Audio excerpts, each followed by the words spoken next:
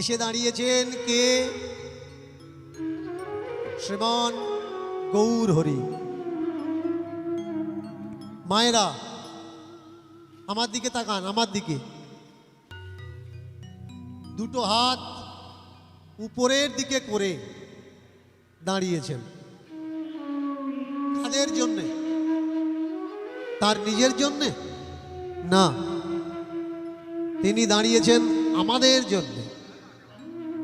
তিনি নিজের জন্য কিছু চাননি, তিনি চেয়েছেন আমাদের জন্য।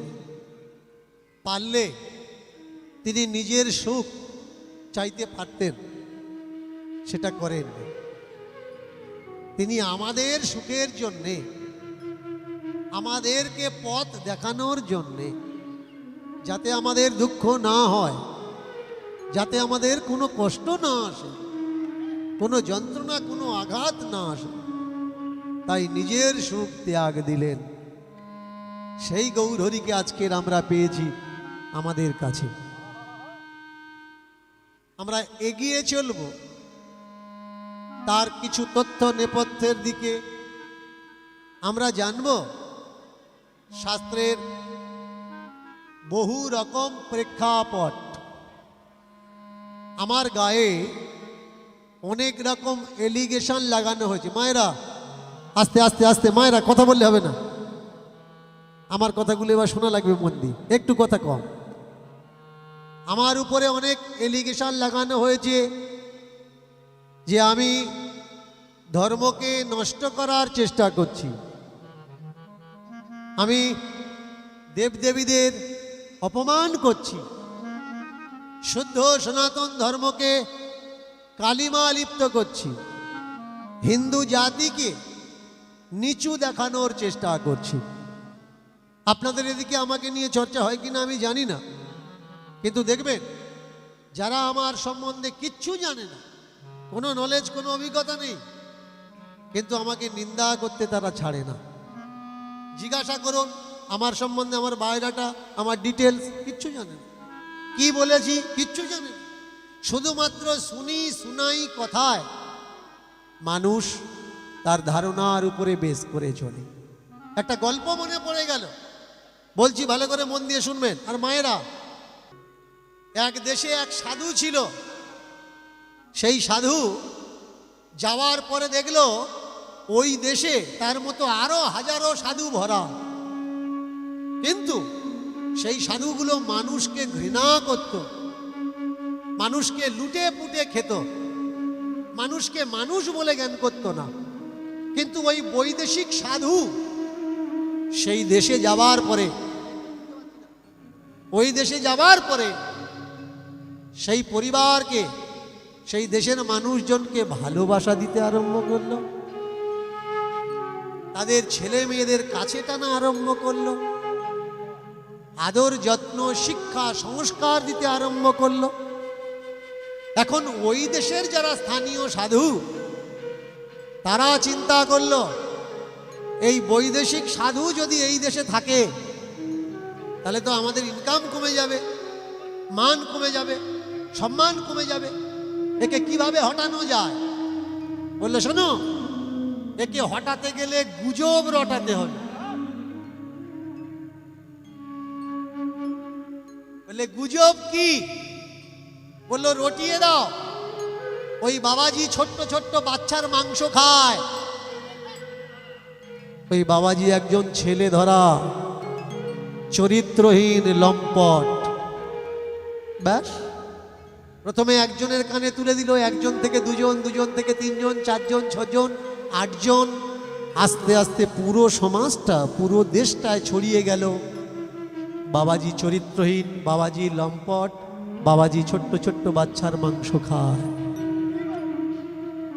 হয়ে গেল কি, যেসব ছোট্ট ছোট্ট ছেলে মেয়েরা বাবাজির সঙ্গে খেলা করত, সেই ছোট্ট ছোট্ট ছেলে মেয়ের গার্জেনগুলো আর বাবাজিকে বাচ্চা দেয় না, ধারে কাছে আসতেও দেয় না।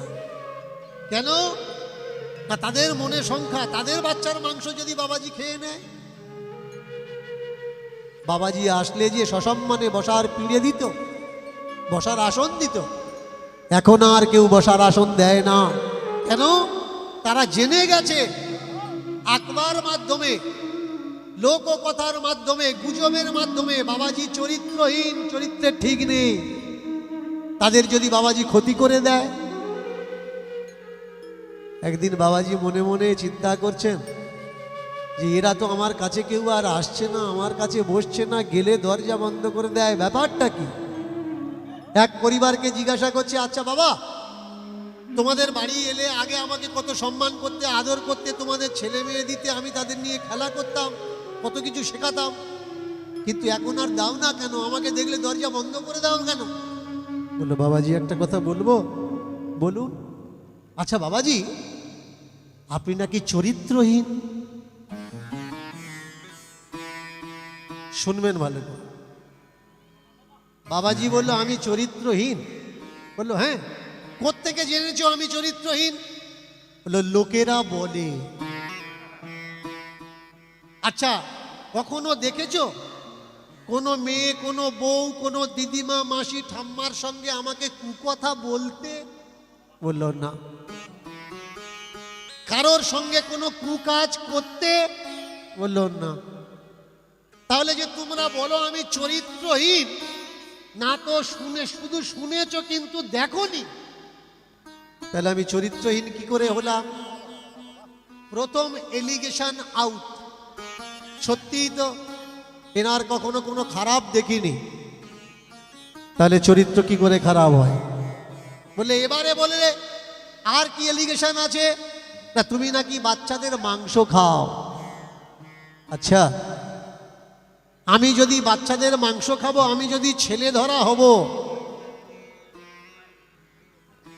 তাহলে তোমাদের গ্রামে, তোমাদের জেলা পঞ্চায়েতে, তোমাদের দেশে কোনো মায়ের বাচ্চা কমেছে কি?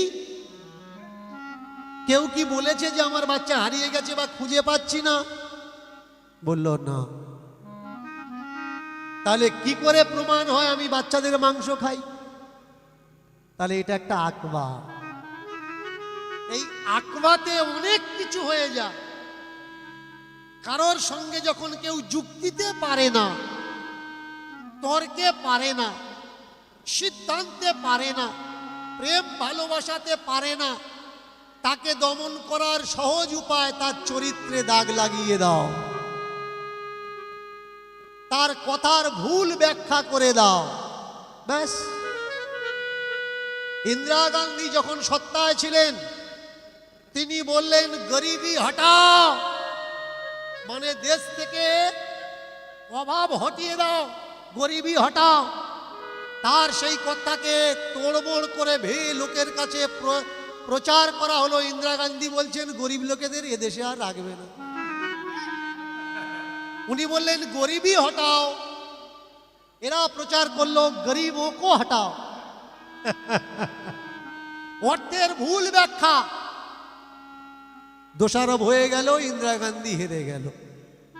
আজকের আমাকে নিয়ে সমাজে গুজব রটছে, দেখবেন আপনাদের গ্রামে জিজ্ঞাসা করবেন, হাজারো এমন মানুষ পাবেন, উনি তো ভালো নয়। আচ্ছা, আমি তোমার কি খারাপ করলাম? জানে না। উনি তো ধর্ম সর্বনাশ করছে। আচ্ছা, কোন জায়গায় সর্বনাশ করলাম? এটাও জানে না। সকলে বলে, তাইও বলছে। শব্দের ভুল ব্যাখ্যা করা হচ্ছে, অপব্যাখ্যা করা হচ্ছে। আমি বলছি, ধ্বংস হয়ে যাওয়া সনাতন ধর্মকে আমি পুনঃ বাঁচানোর চেষ্টা করছি, আর এরা বলছে ইনি সনাতন ধর্মকে নষ্ট করার চেষ্টা করছে। একটা দেওয়ালে লেখা আছে, এখানে প্রস্রাব করিবেন না, করিলে 500 টাকা জুরমানা। ভালো করে শুনুন, দেওয়ালে লেখা আছে এখানে প্রস্রাব করিবেন না, করিলে 500 টাকা জুরমানা। একজন দাঁড়িয়ে ওখানে প্রস্রাব করছেন, ওই এরিয়ার সভ্য সমাজের মানুষ, ভদ্র মানুষ, তারা এসে ধরেছে, ভাই এখানে তো লেখা আছে দেয়ালে পেশাব করবে না, করলে 500 টাকা জুরমানা, তুমি পেশাবটা করছো কেন? বললে, তুমি পড়েছো একরকম, আমি পড়েছি আর একরকম। বলে, তুমি পড়েছো, পড়ে বুঝতে পারলে এখানে পেশাব করবে না, আর আমি পড়ার পরে বুঝতে পারলাম এখানে প্রস্রাব করা লাগবে। বললে, কিরকম? বলে তুমি বলছো প্রস্রাব করবে না, করিলে 500 টাকা জুরমানা। আর আমি পড়ছি এখানে প্রস্রাব করিবে নাটা পরে, এখানে পেশাব করিবে না করিলে 500 টাকা জুরমানা। করিবের পরে নাটা না জুড়ে নাটা করিবের পরে আলাদা করে দেওয়া হলো। তাহলে কি হলো? শব্দের ভুল ব্যাখ্যা হয়ে গেল। আমি কোনো ব্রাহ্মণ বৈষ্ণবকে নাকি সম্মান করি না, ভালো করে শুনবেন। যিনি প্রকৃত ব্রাহ্মণ, প্রকৃত বৈষ্ণব, তার চরণে আমার কোটি কোটি নমস্কার, ধন্যবাদ। কিন্তু যিনি বৈষ্ণব নয়, মালা তিলক নিয়েছে আর দোকানে দোকানে চপ ভাজা খাচ্ছে, সম্মান করা যাবে কি? দীক্ষা দিয়ে যিনি শিষ্যর বউকে নিয়ে নবদ্বীপে পালাচ্ছে, সম্মান করা যাবে কি? জাতিতে ব্রাহ্মণ, পৈতেটা বের করে রেখেছে কিন্তু মদ খেয়ে রাস্তার পাশে শুয়ে আছে, সম্মান করা যাবে কি? না। দীনকৃষ্ণ ঠাকুর কি বলতে চাচ্ছে? সত্যকে প্রতিষ্ঠা করো কিন্তু পাখণ্ডবাদকে ঘৃণা করো। পৈতে থাকলে যদি ব্রাহ্মণ হতো, আর ব্রাহ্মণ যদি উঁচু জাত হয়, তাহলে যারা পৈতে তৈরি করে আর বিক্রি করে ওরা তো ব্রাহ্মণের থেকে আরো বড়। পৈতে যদি ব্রাহ্মণের সার্টিফিকেট হয়, তাহলে সেই সার্টিফিকেটের জন্ম যারা দেয় তারা তো ব্রাহ্মণের থেকে আরো বড়। আপনার ক্যারেক্টার ভালো কি না, ক্যারেক্টার সার্টিফিকেট কে দেয়? গ্রামের প্রধান এমএলএ সাহেব দেয় ক্যারেক্টার সার্টিফিকেট। তাহলে আপনি ভালো কি মন্দ এটা নির্ণয় কে করতে পারে কাগজ কলমে? প্রধান বা এমএলএ। তাহলে আপনার থেকে বড় কে যে আপনাকে সার্টিফিকেটটা দিচ্ছে? যারা নিজেরা খাটে না, অন্যের বাড়ির চাল খেয়ে মানুষ। বড় কে? যে চাল দিচ্ছে না যে চালটা নিচ্ছে? বিচার করা লাগবে, বিবেচনা করা লাগবে। দীনকৃষ্ণ ঠাকুর বলতে চাচ্ছে কি? দীনকৃষ্ণ ঠাকুর বলতে চাচ্ছে যেখানে যেখানে সনাতন ধর্মের কলঙ্ক আছে, সেই নোংরা কলঙ্ককে সাফ করে সনাতন ধর্মকে মজবুত করো। আবার বিশ্বের মাঝখানে সনাতন ধর্ম মাথা উঁচু করে দাঁড়াবে। আমার দেশ, আমার রাষ্ট্র ওয়ার্ল্ডে নাম্বার 1 হবে, বিশ্বগুরু বলে আবার জানবে। জগৎ মাঝে আমার ধর্ম শ্রেষ্ঠ সম্মান লবে। এই সম্মানের জন্য দীনকৃষ্ণ ঠাকুর আপনার গ্রামে গ্রামে এসে জানাচ্ছে, সজাগ হও, সচেতন হও। ধর্মের নামে আখণ্ডবাদ পাখণ্ডবাদ মেনে নিও না। গতকাল সরস্বতী পূজা হলো, ভালো করে মন দিয়ে শুনবে। ব্রাহ্মণ লিখছে মা সরস্বতীর নামে একখানা শাড়ি আর একখানা গামছা লিখছে। জিজ্ঞাসা করছে গামছা কার জন্যে? বললে হাঁসের জন্য গামছা, হাঁসের জন্য গামছা।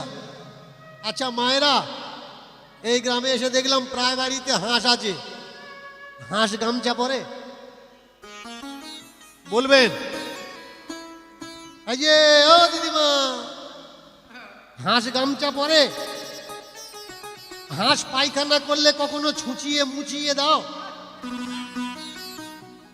তাহলে বামনেরা যে হাঁসের গামছা লিখছে ও কোন কমবে লাগবে? ওটা হাঁসের লাগবে না বামনের লাগবে? হ্যাঁ, এই জায়গায় আমার প্রতিবাদ। যেটা যেখানে লাগে সেটা সেখানে দাও, যেটা লাগছে না ওটা দেওয়ার দরকার নেই। অপ্রয়োজনে যদি দাও ওটা নষ্ট হবে, প্রয়োজনে দাও কাজে লাগবে। যে ব্রাহ্মণ পূজা করতে এসছে, তোমার যদি গামছা লাগে তুমি চেয়ে নাও কমিটির কাছ থেকে, গ্রামের ছেলে মেয়েদের কাছ থেকে, যে বাবা আমার একখানা গামছা দিস, আমি তোদের বাড়ি পুজো করতে যাব। দয়া করে হাঁস মুরগির নামে নিও না, এটা ধর্ম নয়। আপনার বাড়ি গুরু সেজে এসেছে, দেখবেন আমাদের ভিতরে একটা প্রচলন আছে, গেঁয়ো যোগী ভিক পায় না, দেশের সাধুর কোনো দাম নেই। কিন্তু উত্তরাখণ্ড থেকে দীনকৃষ্ণ ঢাকিয়া এসছে মানে স্পেশাল কিছু হবে। এর থেকে দীক্ষা নেবো কেন? বিদেশি লোকের থেকে দীক্ষা নাও। আমরা বিদেশিদের গুরু করতে ভালোবাসি, তাই যারা এদেশের মানুষকে জুতো দিয়ে মারিয়েছে তাদের আমরা ধর্মসভায় আসন দিয়েছি, তাদের সঙ্গেও হাত তুলে কীর্তন করছি। আমরা ভুলে গেছি ইংরেজ আমাদের কত বড় উপকার করেছে। ধর্মের নাম করে আমরা তাদের সঙ্গে নাচানাচি করছি কেন? আমরা ভুলে গেছি। কারণ এদেশের সাধুগুলো গৌড়ীয় বৈষ্ণবদের আমরা সাধু বলে মনে করি না, আমরা তাদের সাধু বলে মনে করি যারা এদেশের মানুষই না। দীনকৃষ্ণ ঠাকুর কি চাচ্ছে?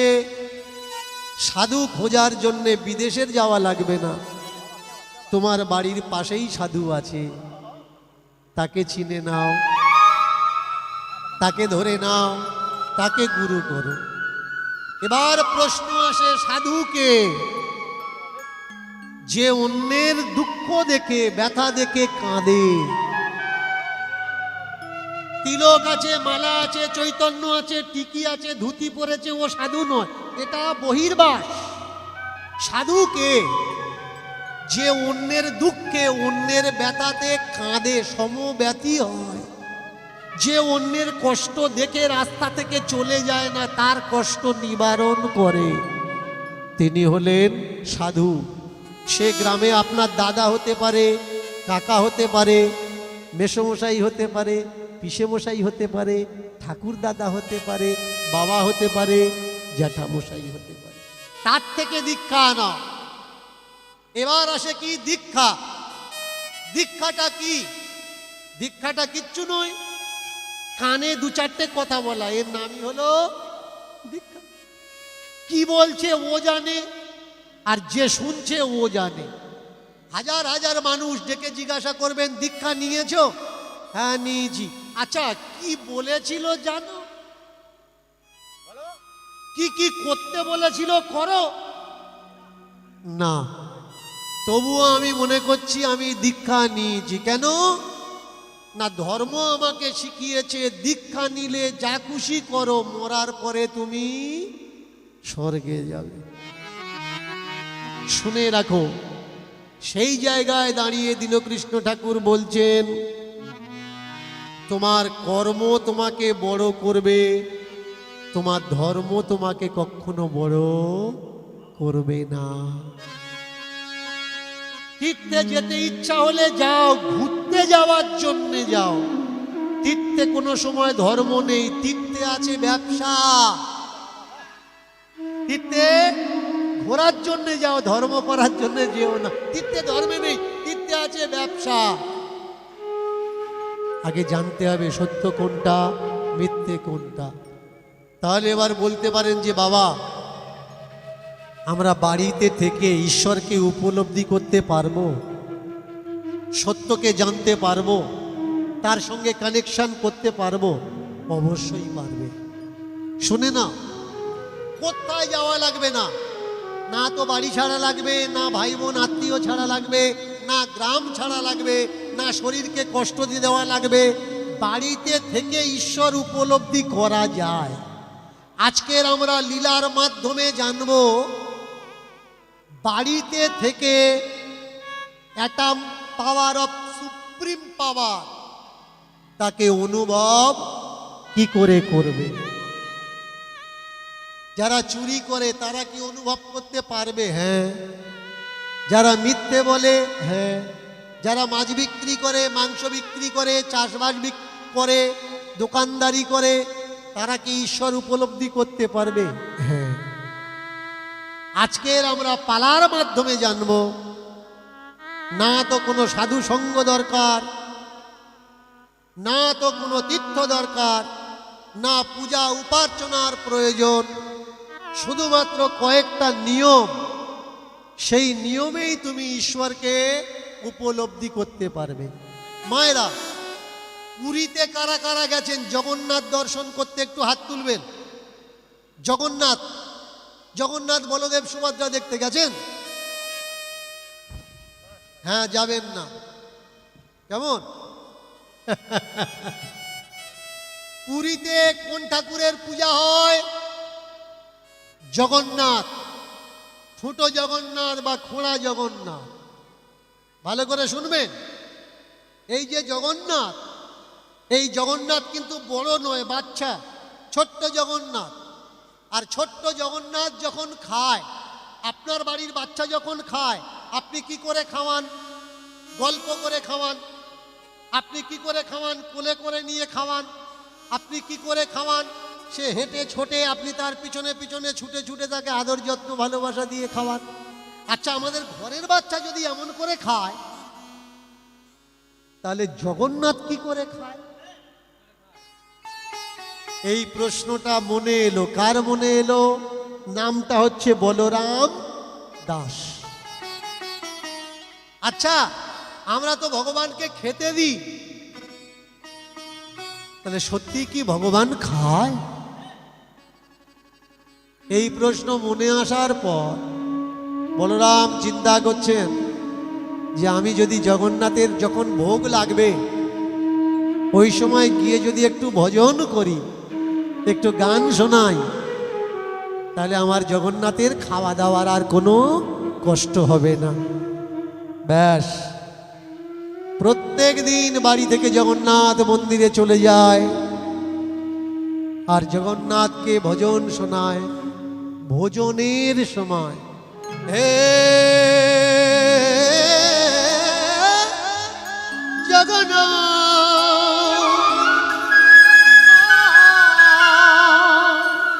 হে জগন্নাথ, জগন্নাথ প্রাণনিধি।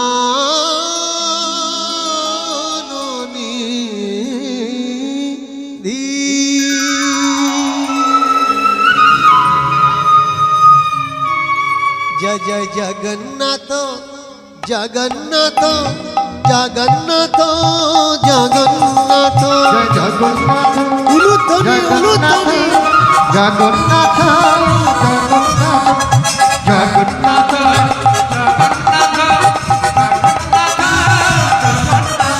জয় জগন্নাথ, জগন্নাথ, জগন্নাথ, জগন্নাথ, জগন্নাথ মম স্বামী নয়ন পথগামী। জগন্নাথ স্বামী নয়ন পথগামী। জগন্নাথ মম স্বামী নয়ন পথগামী। জগন্নাথ স্বামী নয়ন পথগামী। জগন্নাথ, জগন্নাথ, জগন্নাথ, জয় জয় জগন্নাথ। জগন্নাথ, জগন্নাথ, জগন্নাথ, জগন্নাথ, জগন্নাথ, জগন্নাথ, জয় জয় জগন্নাথ। জগন্নাথ, জগন্নাথ, জগন্নাথ, জগন্নাথ, জয় জগন্নাথ, জয় জগন্নাথ, জয় জগন্নাথ, জয় জয় জগন্নাথ। জয় জগন্নাথ, জয় জগন্নাথ,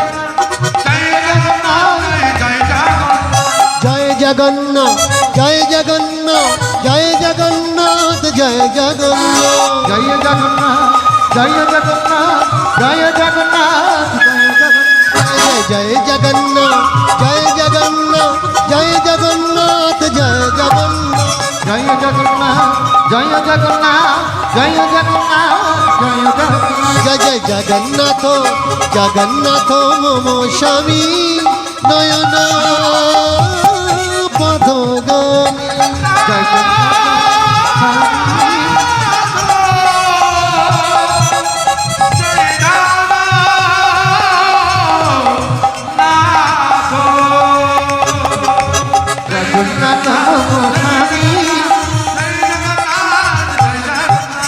জগন্নাথ মম স্বামী নয়ন পথগামী। জগন্নাথ স্বামী নয়ন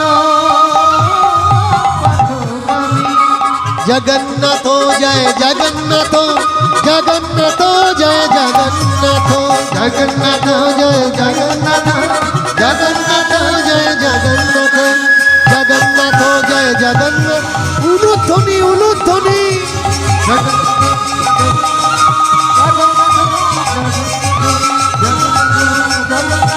জগন্নাথ জগন্নাথ